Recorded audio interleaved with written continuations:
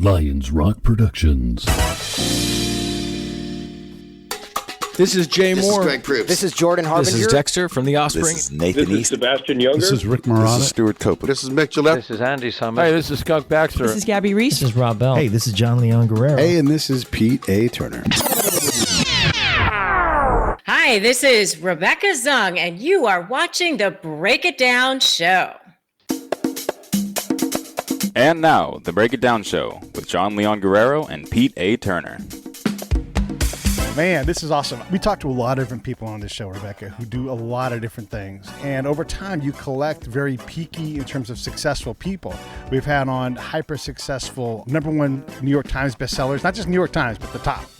You know, we've had one of the absolute top of the list, real estate people. And now we have you, like basically the top, if not top 5, whatever you want to say, very, very top of the performance chart in terms of divorce lawyers. I didn't even know that was even a thing, but it's neat to collect all these people that have really mastered their field and now are looking into other areas where they want to take their mastery and do things. So I appreciate you coming on and talking about this with us. Thank you. Thank you for having me.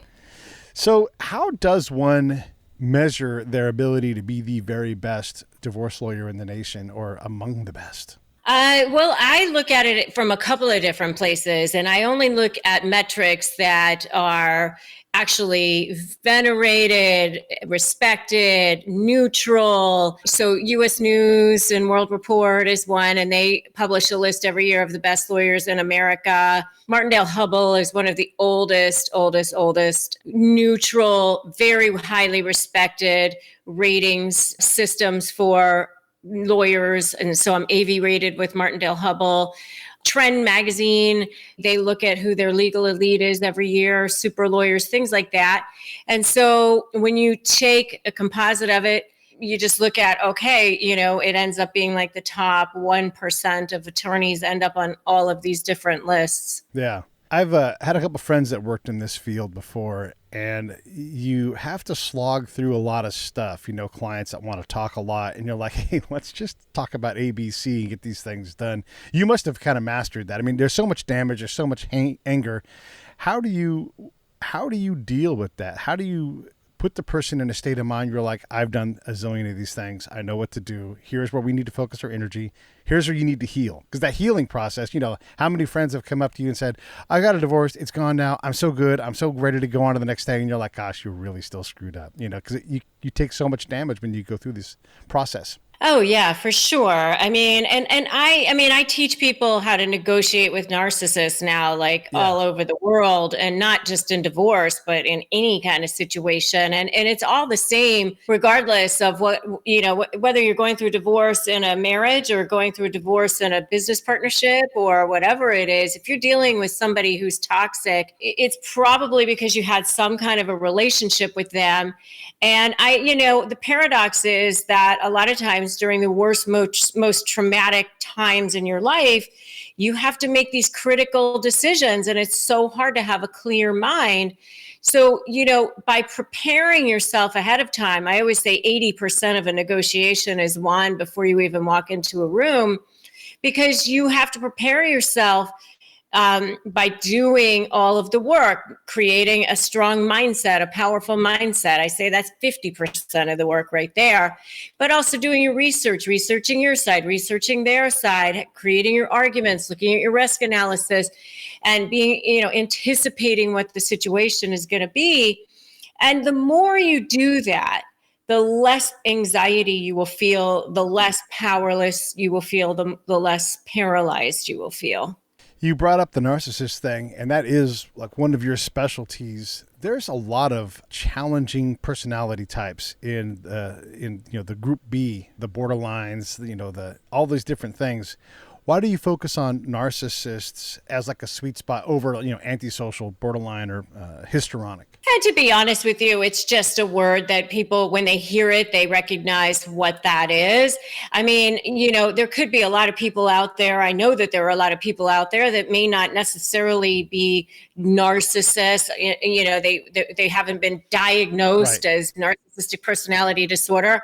I mean, they could just be a jackass, but anybody that you're dealing with, that they're extremely difficult and they're after you and they're trying to make your life miserable and you're having to negotiate with them in some way. You have to understand what's going to motivate them, what's going to squeeze them, how to, what I call ethically manipulate the manipulator so that you can get somewhere.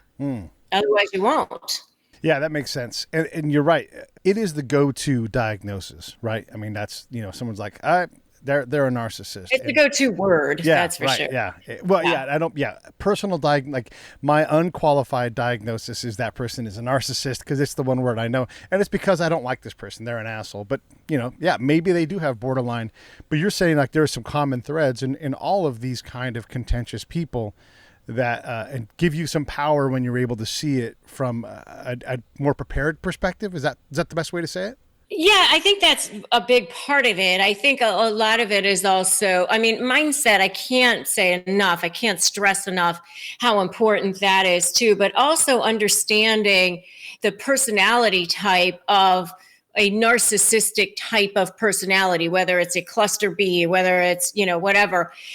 You're dealing with a person who has no inner sense of self, no sense of value on the inside, and also coupled with has no sense of care, compassion, or empathy for another person. They live in it's like the scarcity mentality on steroids, Right. And so by understanding that they get narcissistic supply, meaning that they get fed, their ego gets fed in some way by jerking you around, making you miserable, intimidating you, all of those kinds of things. You have to understand that if they're getting supply from that, then they have no incentive to want to settle the negotiation. Yeah, that goal, right? They're trying to solve this interpersonal or personal conflict, and you're trying to resolve a relationship. Well, you're trying to resolve whatever the negotiation is, period. And you're trying to get to an end goal, and two reasonable people think, okay, where can we settle so that we each walk away with some value here and then move on and wish each other well and namaste and goodbye and have a good life. But, if you're dealing with a highly toxic or narcissistic personality, while they may say that that's what they want, they actually don't want to let go of it because they get narcissistic supply from keeping it going by making you miserable and seeing you sweat and all of those things. We're going to deal with our narcissistic significant other and we're going to get out of the relationship. However, we have kids. And so how do you negotiate? I mean, the negotiation doesn't stop because you still have this person that's got a different outcome in mind. Yeah. Yeah. Yeah. In those situations, you have to set up what we call a parallel parenting plan, which means that you basically don't interact with each other hardly at all. And the way you do that is you have a very, very black and white, extremely strict, very specific parenting plan that literally says you have from 12 p.m. on Tuesday till 6 p.m. on Thursdays. Here's where the exchange is going to take place. Here's who's going to drive the kids to the exchange or pick them up. And, every single piece of the parenting plan, to the extent possible, is written in. And then, if you have to have a conversation with each other, you have to use like a co-parenting app of some sort where lawyers have access to it, the judge has access to it, everybody's watching to see what you're talking about, and really have it be that you don't interact with each other hardly at all. Is there coming back from that? People work on their person. Everybody has some kind of personal psychosis. It's just in some form of like how much it impacts their life. So you go through. I call it head trash. You call it what? Head trash. We all have head trash. We all have head trash, right? And at our worst, we're this, histrionic person or whatever it is. So, but we can get better. Can someone it's so hard for someone with borderline personality to sort of even receive the diagnosis, right? So if they have this head trash, that they can't even see, and they go through 10 years and they finally like, hey, by the way, I'm a lot better person now. I've worked on this. I mean, it's not the person who's leaving the relationship's responsibility, but as a parent, is it their responsibility to always be ready to improve the relationship between the couples that are no longer together? I mean, it takes two to have that dance, right? I mean, and so that's the whole reason why you're probably not in the marriage anymore as it is, because, one person was probably working on it and the other one wasn't. Unless the other person, the toxic person, decides that they want to go and get help and actually be self-aware and take responsibility for their actions, and which is so rare for a narcissistic personality type. I mean, I guess it happens, but I think it's pretty rare. It's hard, so unless that's going to happen, I don't think, what I want to say to people is manage your expectations. Expect that they're going to act the way they always have, and then you won't be surprised by it, and then you won't be affected by it. It won't impact you as much emotionally. You've talked in some of your podcasts. Everybody, by the way, should go check that out. I'll put the link up here in a second. You talked about this in your videos on your YouTube channel, but the gaslighting thing.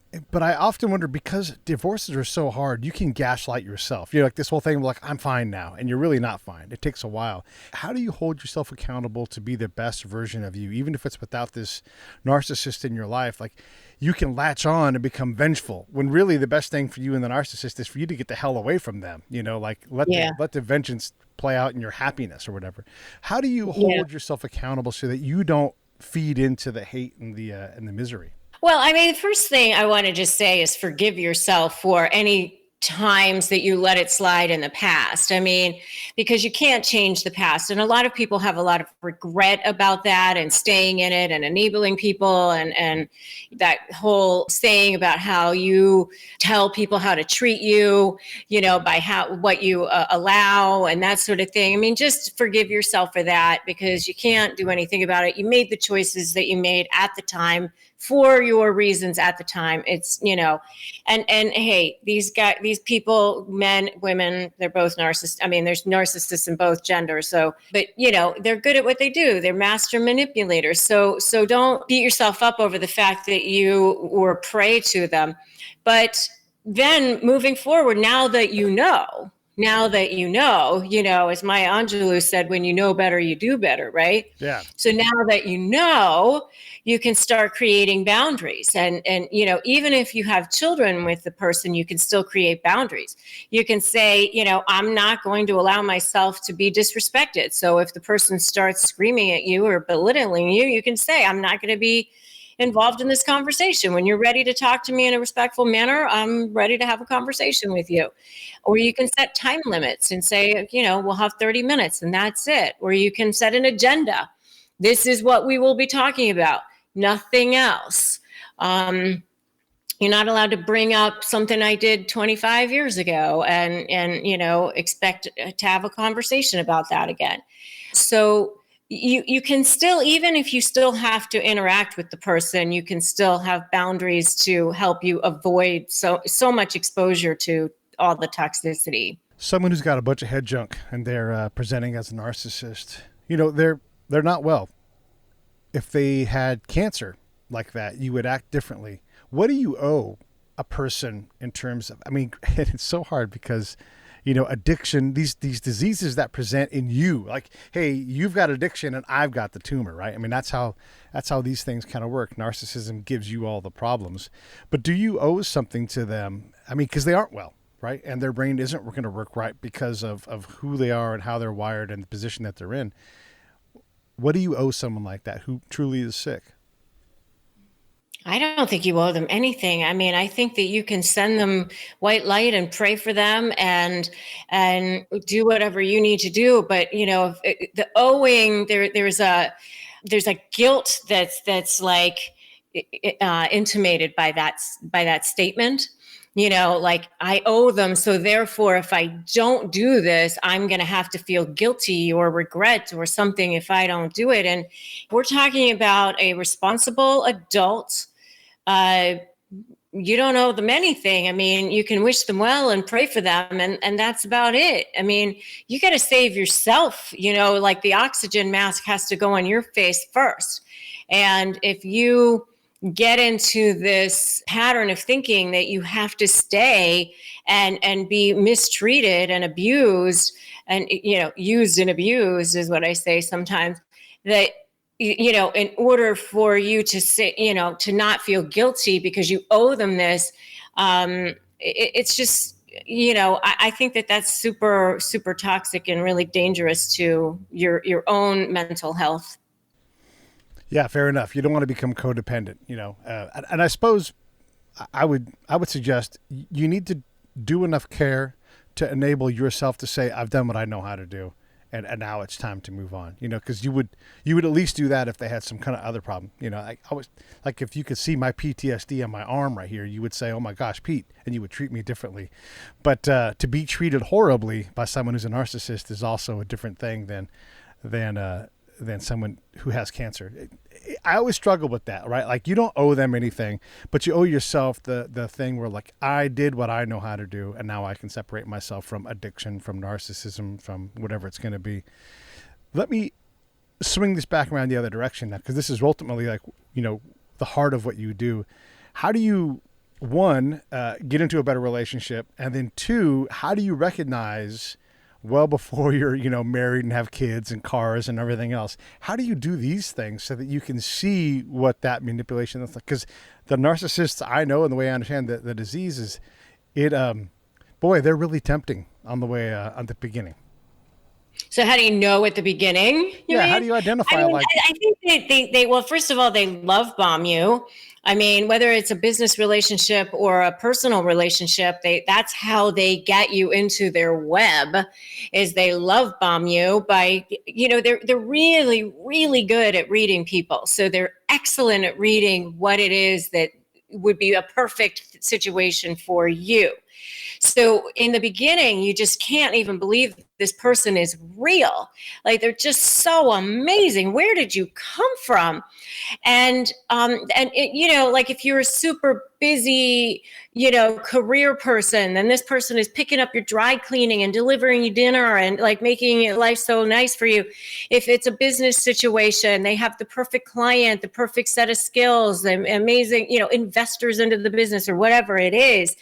And they move it along super fast. So, if it's a business situation, they want to, get the ink dry on that contract. Let's be partners. 2 weeks later, you are in partnership with that person. If it's a romantic relationship, they're moving in. They want to meet the family. They, when are we getting married? It's very, very, very fast.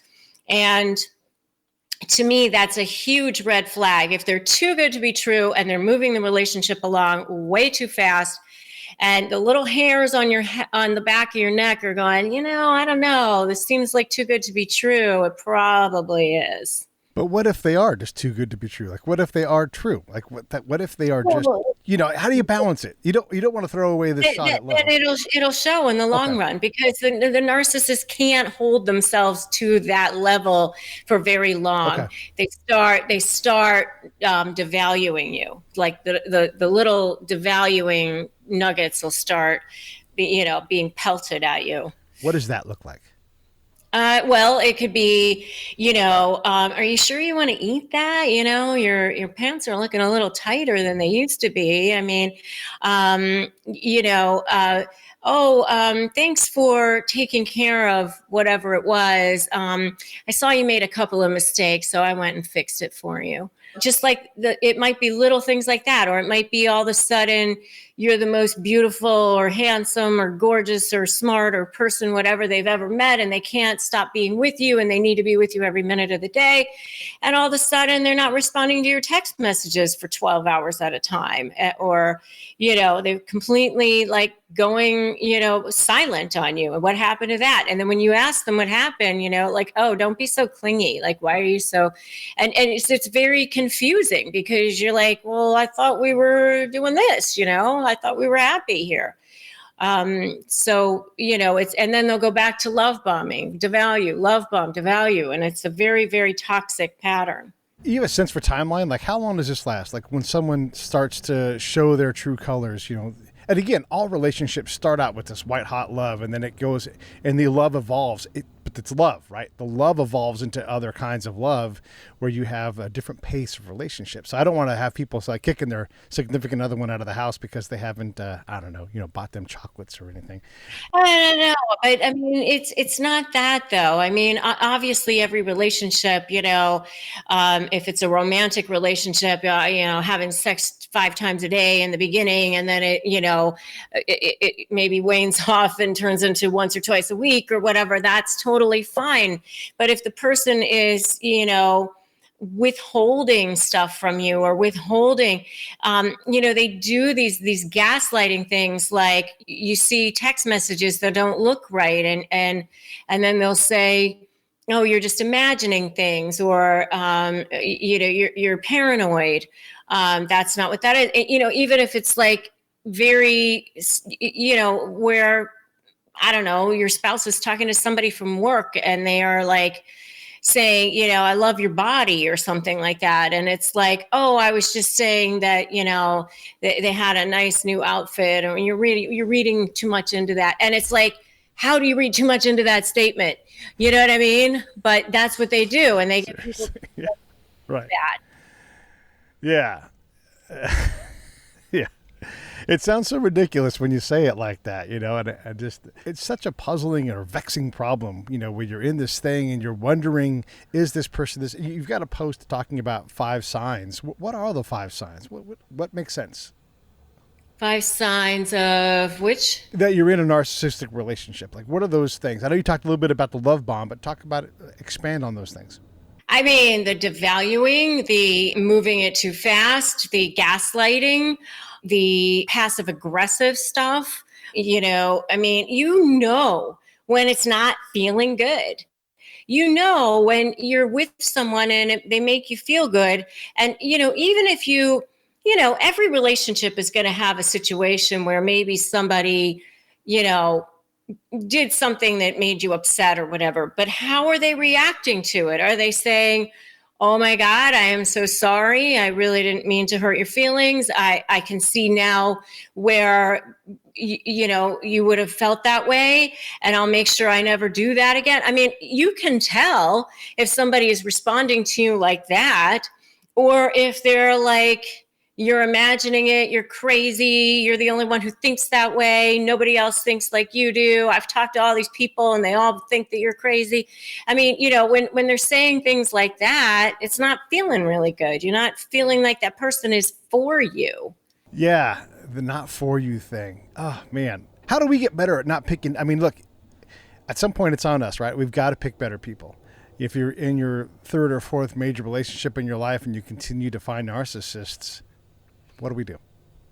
Well, I mean, I think part of it is our own wounds. I heard somebody recently say, you don't pick your soulmate, you end up picking your wound mate in some way.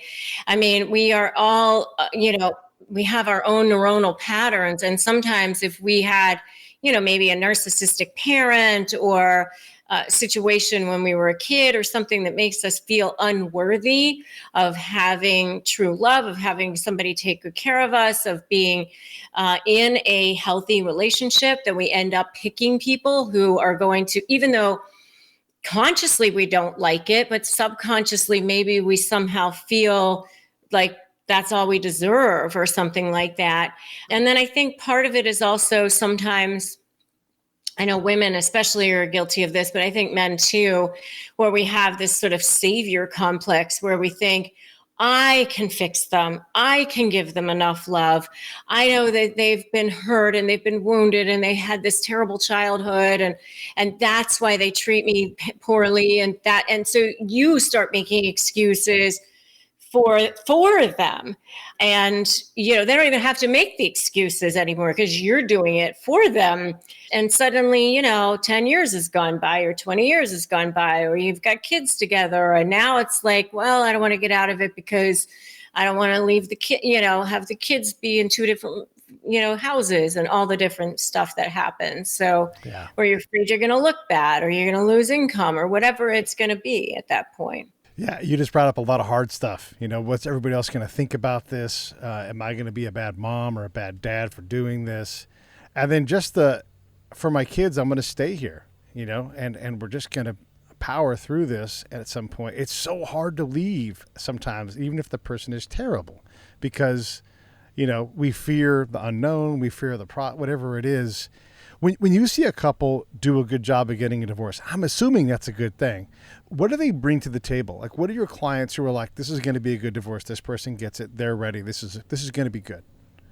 When they are both reasonable, when they both like, okay, here's what the law provides, I mean, maybe there might be a range as far as alimony or a range as far as child support or something like that. But when they're both reasonable, when they both want to part as friends and wish each other well, and yeah, it didn't work out, we're just not right for each other anymore, or maybe we've grown apart, but there's no reason to scorch the earth on our way out, then it's great. I mean, and people think, by the way, here's a little myth.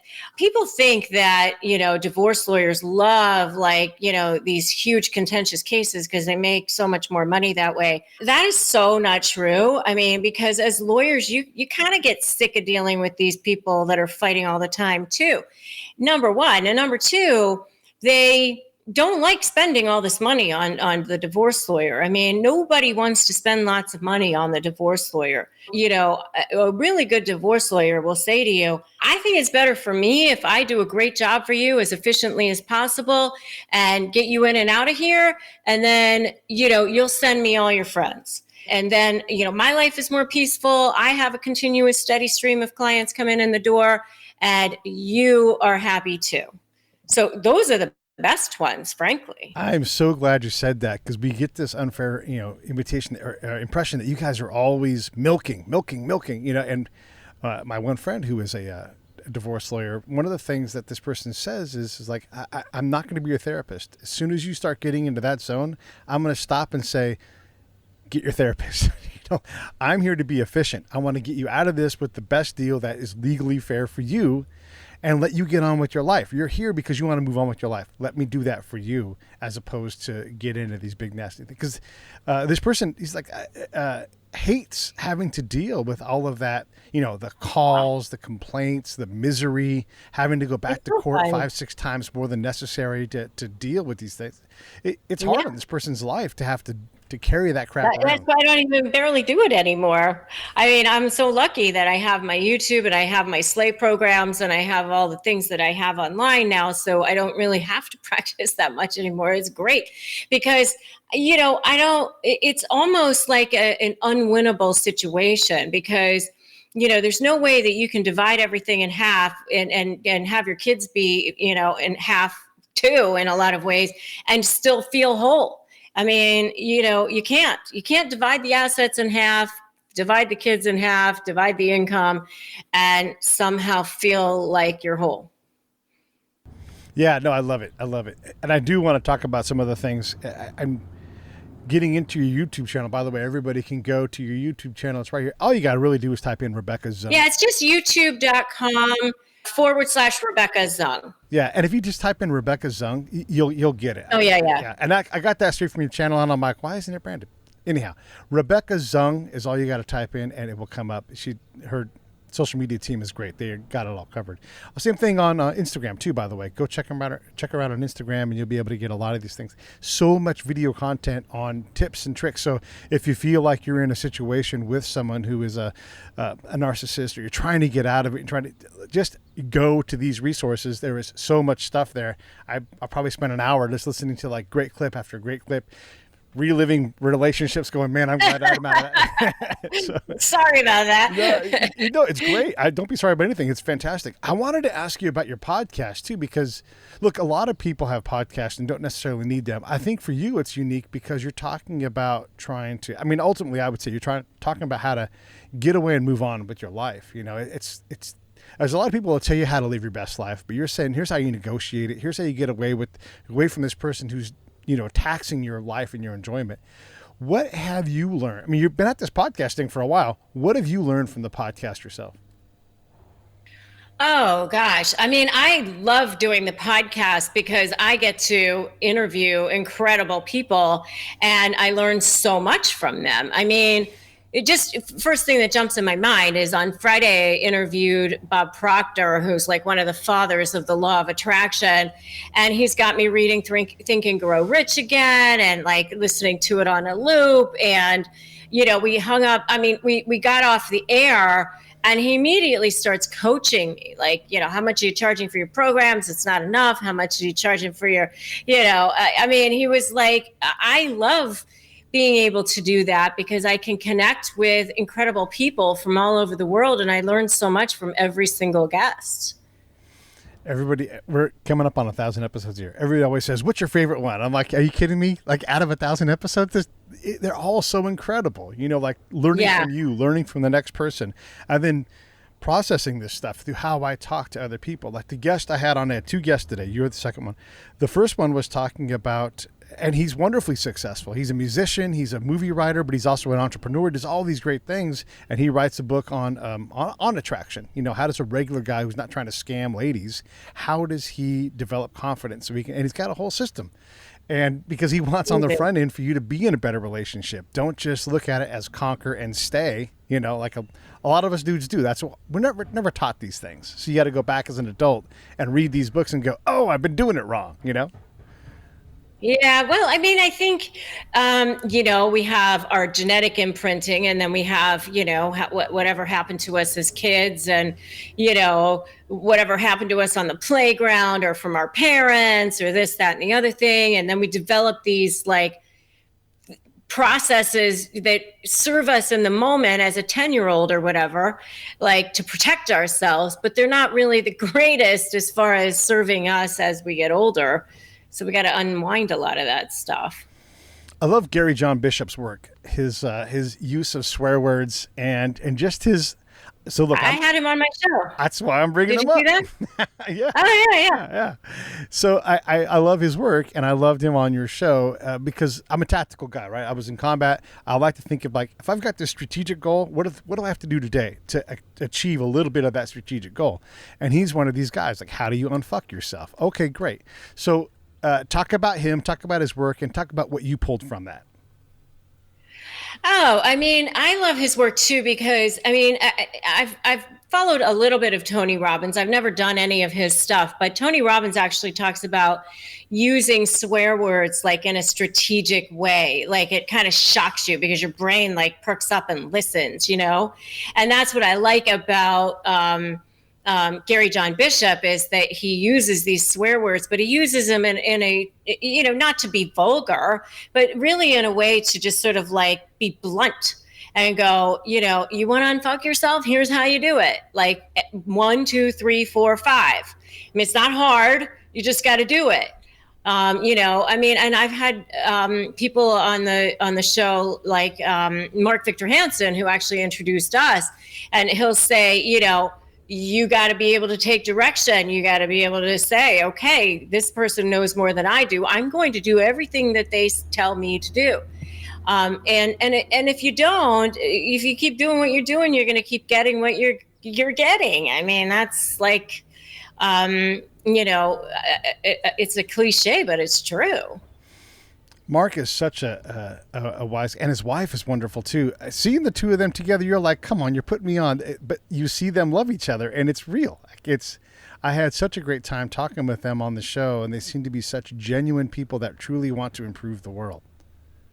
Oh my gosh, he is absolutely the most generous person that I think I've ever met, ever. I've never met someone who, when you just meet them, they go out of your way to do everything they can to support you and make sure that you are successful and that you meet the right people and that you are, networking in the right places. And I mean, and do what they say they're going to do. I mean, who have you ever met that is that generous when you just meet them?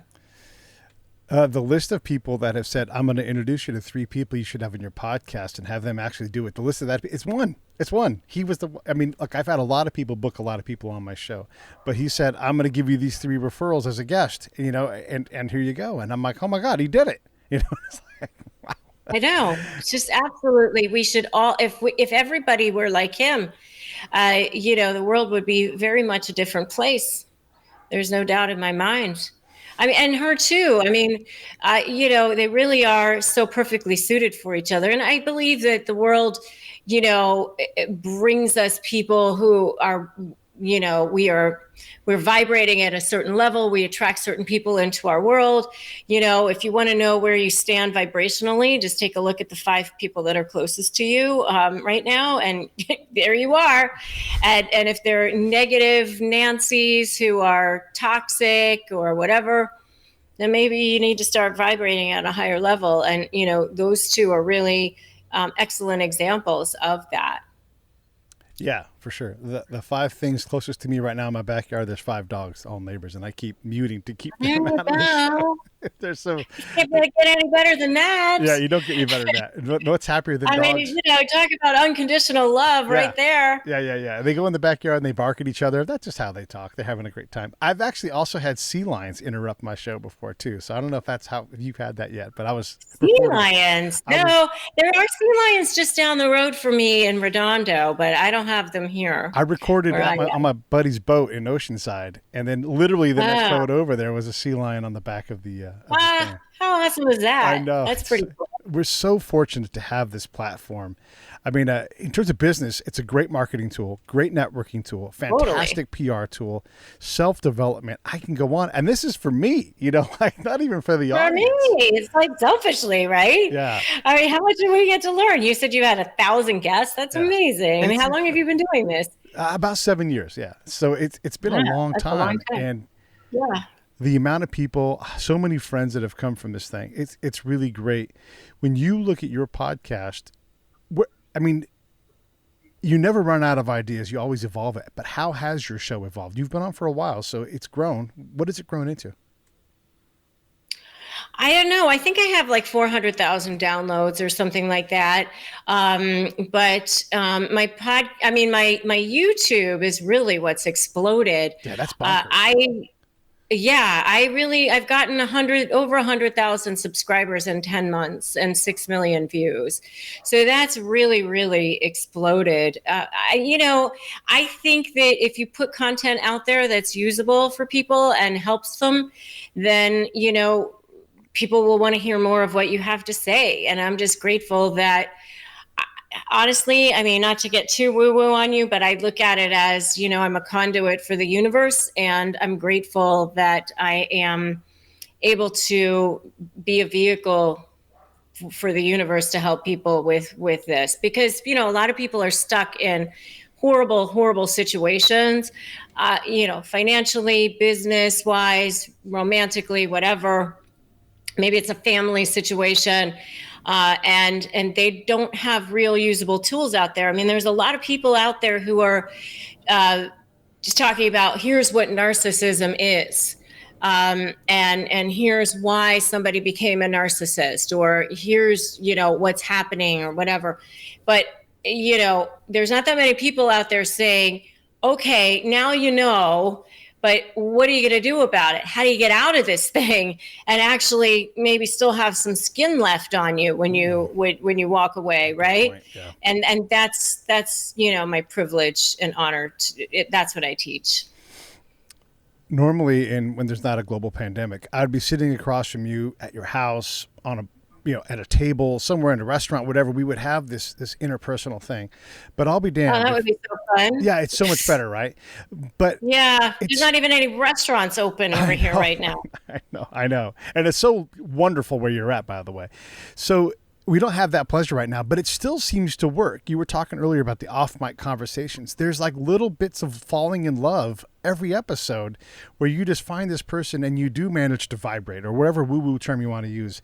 But there is connection and you're like, what are you doing? How are you doing it? Can I give you some advice? Can I take some advice? All this exchange of possibility and positivity. How come it works over this screen? I know it works face-to-face. We see it and feel it. But why does it still work across this channel? Because I don't understand why it should. Well, I mean, if you listen to the Bob Proctors of the world, they'll tell you that energy is energy. And if it's vibrating, it'll get connected and picked up by, wherever it's vibrating in the world or in the universe, because like attracts like. So, I mean, I truly know that that's true. It's just a law of physics. Physics, these are laws.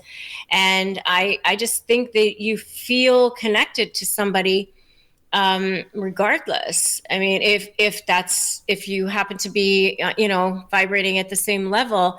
And, I love the world that I'm in now, because I mean, I just was on somebody else's show this morning, somebody else that Mark had introduced me to, of course. And, Exactly. and she was like, "Oh, are you on Clubhouse? Let's host a room together." And I didn't even know that this thing existed till a week ago. I don't even know. Are you on Clubhouse? Something happened about 2 weeks ago where Clubhouse blew up. I am on Clubhouse. I don't have time. I mean, I love people, but I don't know much about it either. But she was like, "Let's host a room together." I'm like, "Sure, sounds amazing. Okay." So that we're going to do that this weekend. Love it. I mean, and it's going to be on, badass women entrepreneurs. Oh, that's awesome. I love it. Yeah, I do too. And I love entrepreneurs in general, but I just love the fighting spirit of a female entrepreneur, because in so many ways there's still so much fertile ground where, hey, no one's done this, or this hasn't been done very often, and so they go after there and get it. I've talked to a bunch of female entrepreneurs, and it's always exciting to hear their passion and everything else. If you guys ever want to invest in a great company, invest in a female company that's founded by a female, because they're undervalued, if you can believe that. It's incredible. And It's so true. Yeah, when someone breaks it down, Totally you're true. like, oh my God, you're right. Because it's the cream of the crop is out there just killing it. And then you have your standard run-of-the-mill entrepreneur, and it's like you can bet on such a stronger horse, if I'm going to use a sports term and liken a woman to a horse, but there's so much talent. So if you guys are like, I want to invest, find a woman who's going to start a company and get behind her, because you can't stop her. It's such a great bet. I'm actually on a board here in LA, the She Angels, which is it's a 501c3 for investing in women-owned companies. And the founder of it, Catherine Gray, actually has her own podcast called Invest in Her. And she just totally devotes her life into helping raise money and investing into women-owned companies, which is pretty cool. Trying to get your link for your iTunes thing. Hey, if you guys are watching on the live side and you listen to podcasts on iTunes, go grab Rebecca's show and do me a favor. Rate and review. If you want to listen, that's awesome. But the main thing is rate and review, because that's really what helps drives the numbers. And it's called Negotiate Your Best Life Podcast with Rebecca Zung. And I'm talking specifically now on the iTunes side. Go there and do that. If you listen in other places, it's on Podbean. Great. Continue to support the show. Continue to be on Rebecca's side, because she's doing a lot to help us help ourselves. What in terms of your show, because I'm fascinated by the podcast thing, because the community is so wonderful. It's so giving. When you look at your editorial decisions, what are you trying to get into? I mean, because it's not just Narcissists, right? Like, that's a backbone for what you do, but you're obviously branching out and doing other things. What do you want to explore? Well, I think that we're navigating and negotiating all day long. I mean, you were talking about head trash earlier in the show. I think the first thing when you open your eyes in the morning is you're negotiating with your own head trash. Am I worthy of getting up today? Am I worthy of whatever trash is going around in our head? I need to get in better shape. I have a friend who says, you shit all over yourself. I should be doing this. I should be doing that. And so I think we're negotiating all day. And that's why I call it Negotiate Your Best Life, because anyone who can help us, or even, some shows I just decide I want to just talk and go on, about some things. But sometimes I bring on guests. It's anywhere that I can help improve people's lives, and especially in a negotiation setting, whether it's negotiating with your kid, your spouse, to get the best table in the restaurant, for pay raise, whatever. It really doesn't matter. But, we really are negotiating all day long. And once you can master that, once you start understanding the true skill of being a good negotiator, you can like inherit the wind, you know? I mean, like it's everything in life. You have been fantastically successful. You've got this podcast that people are listening to. Your YouTube channel is blowing up. You are doing things that allow you to not even have to necessarily do the lawyering thing anymore. As one of the best lawyers in the nation in your field, that's incredible. I think we fall into a trap, and I want to get your thoughts on this, where we are looking for a solution from somewhere else. For example, the government. We're hoping that the government will solve global crises like, pandemics, warming, that kind of thing. But it appears to me that if you're working on being the best you, living your best life, you can have, care for the planet as part of your charter and have a lot more control over it. But we seem to have this struggle between having somebody else work on these problems for us and having ourselves work on it. What do you think? You really speak in my language over here, because, so I just a little bit about me. I was raised by, my dad was a doctor. My mom was a real estate broker. I mean, we weren't like super wealthy, but we were, probably upper middle class, I would say.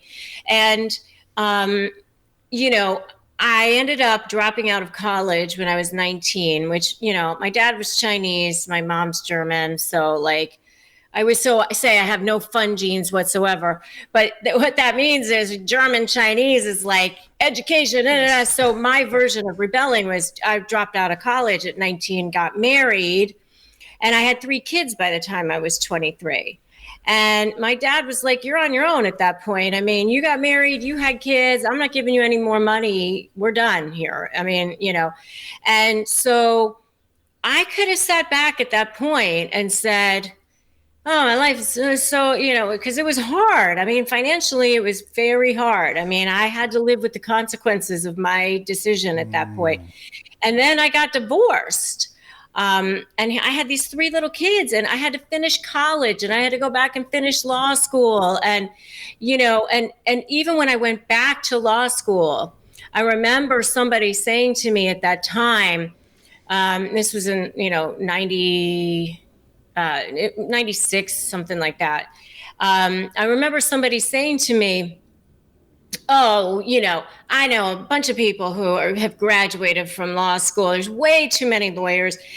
One of the people I know who graduated from law school can't get a job. He's bagging groceries at the local grocery store. So you shouldn't even bother. And thank God I didn't listen to that person, because, I remember at the time even saying, well, somebody's going to get a job out of law school. Like, why wouldn't it be me? I mean, so every single person in law school right now is not going to get a job. And so, you kind of just have to negotiate through all of your own trash all the time and just say, it's okay. You can make your life from wherever you are. Wherever you are is the jumping off point for the next stage in your life. Nobody has it easy. That's like part of being a human being. Yeah. And one of the things I've learned from the show, balance is everything. If you can find a balance, you're going to be in a better position. It's never comfortable. Balancing is hard. It's hard work, makes your body tired. But also there are very few problems that you can't just simply outwork. Like if you just do your damnedest to be damned by this, you're almost every single time you're going to defeat that problem or evolve to a place where that problem no longer exists. Even problems. Yeah, one of my best friends, she's a weight loss physician, and she's a MD and she's board certified and all these different things. But people come in and they'll say, I have trouble losing weight. I've always been fat. Both of my parents are fat. Everyone in my family's fat. I have a terrible metabolism. It's easier for men to lose weight than women. So I can't because I'm over 50, whatever. And so her response to that is always, okay, so do you want to be right about that? Or would you like to lose the weight? Right. Yes. I love Pete Koch's. I don't know. Pete Koch has become a friend. He's an actor, former NFL player, and he's a guy who's fit down in Venice Beach all the time working out. He looks like jacked Santa Claus, right? It's just incredible. And he's like, when people ask him, "Hey, when should I start working out?" He's like, 25 years ago. It's not too late, but you should have been doing this a while back. And then he lays it all out. Here's what you do day to day. Here's how you do it. But yeah. And anytime you find yourself making an excuse, say to yourself, do you want to be right about that? Yeah. Sure, I'm right. I have a terrible metabolism. I'm right. Mm-hmm. Okay. Yeah. Great. Yeah. Now where are you? Now where are you? Hey, you've written 2 books. You've got this podcast. It seems like you're trying to do less lawyering because you're enjoying the other stuff more. But you got to have something next. I'm sure you do. What's next for you? Well, so I have this SLAY program, which stands for strategy, leverage, anticipate what the other side's going to be doing and be 2 steps ahead of them, and focus on you, your case, and your position. So that's what SLAY stands for. So I have SLAY, your negotiation with a narcissist in divorce. Right now, I've sold probably 1,000 of them since March when they came out, and I am getting ready to unveil a huge update to that. I'm adding tons more value to it on January 20th. And hopefully March is the target date to roll out SLAY, your negotiation with a narcissist in business.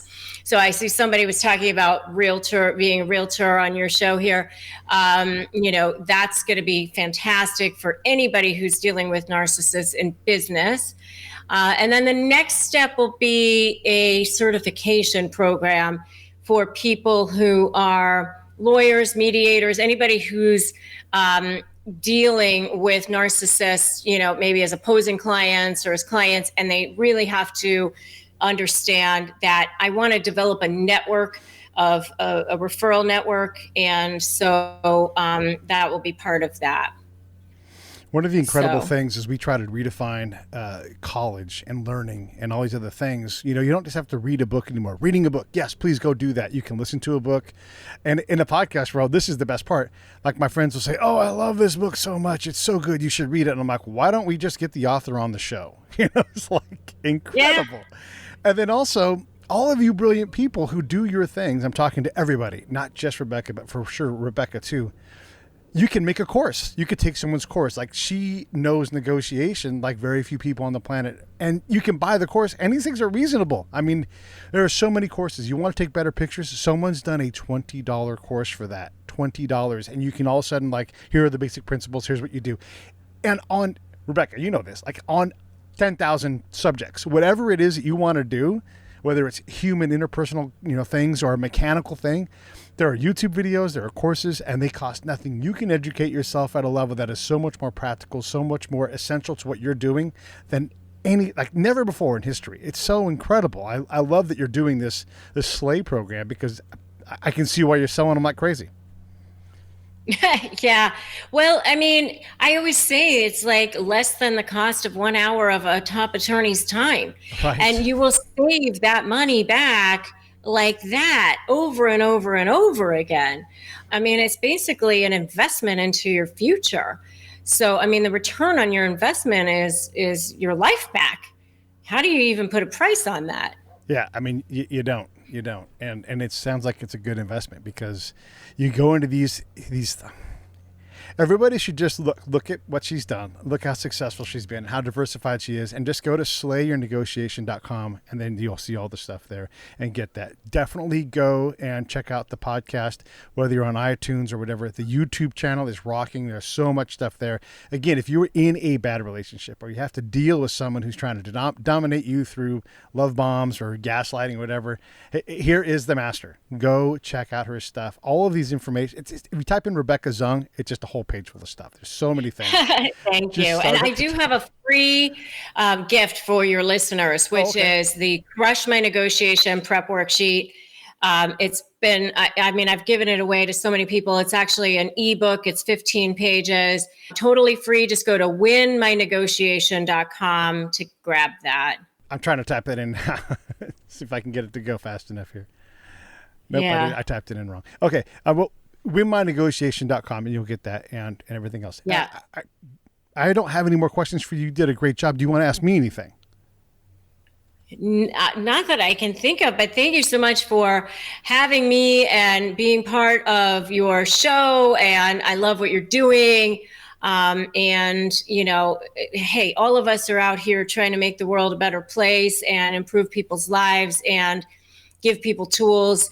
I mean, you know, one of the things with the pandemic, I think people feel more isolated than they ever have in a lot of ways. There's a lot of ways to be out there and be connected and have access to resources and information. I mean, hey, if we're going to have to go through a pandemic, at least we're going through it now instead of like when the Spanish flu happened or whatever. I mean, we have resources like yours, shows like yours, where people can actually connect with others and have access to resources to help them. So it's a good thing. It's a good thing.